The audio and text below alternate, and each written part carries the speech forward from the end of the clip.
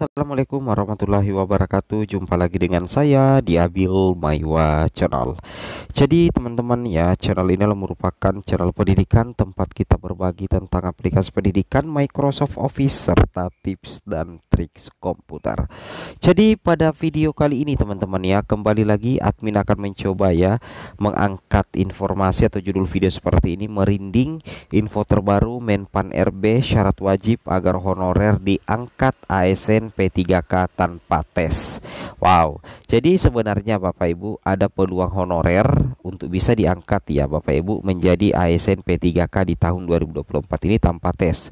Alasan pertama karena itu berdasarkan desakan Bapak Ibu ya, desakan dari Undang-Undang ASN nomor 20 tahun 2023 terkait dengan penataan tenaga non ASN itu harus selesai paling lambat itu Desember 2024 untuk penataannya ya. Dan di sini ternyata ada celah dari pernyataan yang membuat kita merinding dari Menpan RB bahwasanya ada peluang teman-teman ya sebenarnya bagi honorer tanpa tes bisa diangkat menjadi ASN. Yang pertama di sini Bapak Ibu sesuai dengan yang disampaikan oleh Menpan RB, sebentar di terakhir kita lihat videonya.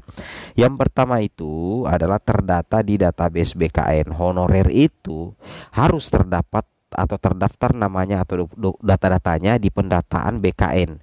Nah, itu terdata di database BKN karena itulah barometer untuk penuntasan 2,3 juta honorer ya. Kemudian kedua, lolos verifikasi pendataan non ASN. Berarti sudah ada verifikasinya ya. Jadi tinggal melakukan penilaian ya. Jika lolos, maka dialihkan status menjadi ASN P3K paruh waktu dan penuh waktu. Misalkan teman-teman lolos verifikasi pendataan non ASN, maka nantinya teman-teman itu akan dialihkan statusnya. Itu statusnya dari honorer Bapak Ibu tentunya ya, dari honorer menjadi ASN paruh waktu dan ASN penuh waktu. Nah, di sini Bapak Ibu bisa cek juga informasi yang ada di sini. Tentunya ini menjadi salah satu kabar bahagia Bapak Ibu ya. Kita lihat di sini ya, di sini Bapak Ibu lihat informasi dari Menpan RB ya. Kita lihat di sini ya. Oke. Di sini kita lihat Bapak Ibu ya, Kementerian Pan RB telah berkomitmen dalam pemenuhan guru sejak tahun 2021. Kemenpan RB menetapkan formasi guru lebih dari 50% ya dari formasi nasional sebagai upaya pemenuhan 1 juta ya guru yang diusulkan oleh Kementerian Pendidikan, Kebudayaan, Riset dan Teknologi. Kementerian Pan RB berhasil meningkatkan tingkat keterisian formasi guru mencapai atau menjadi di atas 78% ya, dan sebelumnya sekitar 58% Bapak Ibu. Nah, di sisi lain Menteri Anas juga berkomitmen untuk menyelesaikan penataan tenaga non ASN yang targetnya rampung pada akhir tahun ini. Alhamdulillah ya, ini perhatikan baik-baik di sini ya. Alhamdulillah sekali Bapak Ibu, di sini dikatakan di sisi lain Menteri Anas juga berkomitmen untuk menyelesaikan. Jadi ada janji dari Menteri Anas untuk menyelesaikan penataan tenaga non ASN yang targetnya rampung pada akhir tahun ini. Penataannya adalah pengangkatan honorer, penuntasan honorer Bapak Ibu ya menjadi ASN. Nah, bahkan di sini dikatakan oleh Menteri Anas, penyelesaian tenaga non ASN kami dasarkan pada database yang ada di BKN. Jadi berdasarkan database Bapak Ibu ya yang ada di BKN.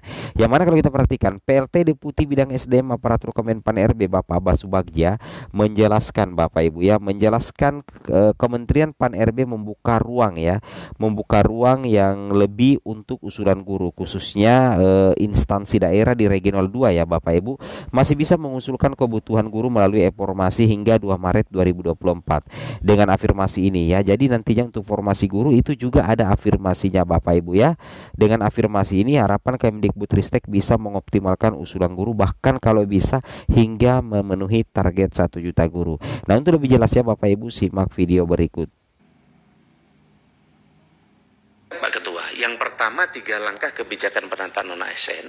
1 melalui Kemenpan RB 684 2003 tentang mekanisme seleksi P3K 80% dan 20% THK. Yang kedua, verifikasi dan validasi oleh BPKP dan BKN terhadap non ASN yang telah terdata. Jika lolos, maka akan dialihkan statusnya menjadi P3K. Ya, P3K paruh waktu dan dimasuk ke dalam platform digital. Jadi ini dulu, sehingga dengan begitu janji kita benar, mereka kita masukkan di P3K paruh waktu, jika mereka benar. Nanti ini dengan platform digital, kira-kira ini.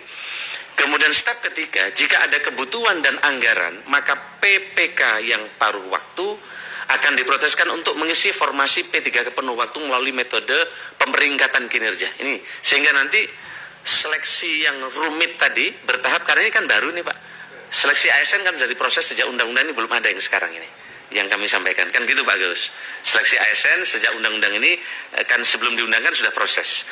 Nah, maka inilah tahapan ke depan yang step kami yang ingin kami kerjakan, termasuk memenuhi harapan dari Bapak Ibu tadi, pemeringkatan tadi, sehingga ini menjadi prioritas. Tapi fresh graduate tetap dikerjakan untuk mengisi formasi yang tidak ada di P3K. Saya mau nanya, yang step kedua itu, jika lolos itu maksudnya ada seleksi lagi atau tidak? Oh enggak, jadi ya, kan, jadi otomatis. Ya, jadi jika lolos ini kan kayak ujian itu ya. Jika apa ya? Oh, baik. Jika terdata lah kira-kira gitu kan. Kan yang mau dicari kan data apa tidak kan, kira-kira gitu ya. Iya. Tapi yang perlu diklarifikasi bahwa ini step 2 ini tidak ada seleksi. Iya, tidak. Oke. Jika valid datanya. Step Pak Ketua, yang pertama 3 langkah kebijakan penataan non-ASN. 1 melalui Kemenpan RB 684/2003 tentang mekanisme seleksi P3K 80% dan 20% THK. Yang kedua, verifikasi dan validasi oleh BPKP dan BKN terhadap non-ASN yang telah terdata. Jika lolos, maka akan dialihkan statusnya menjadi P3K. Ya, P3K paruh waktu dan dimasuk ke dalam platform digital. Jadi ini dulu, sehingga dengan begitu janji kita benar, mereka kita masukkan di P3K paruh waktu, jika mereka benar. Nanti ini dengan platform digital, kira-kira ini. Kemudian step ketiga, jika ada kebutuhan dan anggaran, maka PPK yang paruh waktu akan diproteskan untuk mengisi formasi P3K penuh waktu melalui metode pemeringkatan kinerja. Ini, sehingga nanti seleksi yang rumit tadi bertahap, karena ini kan baru nih Pak.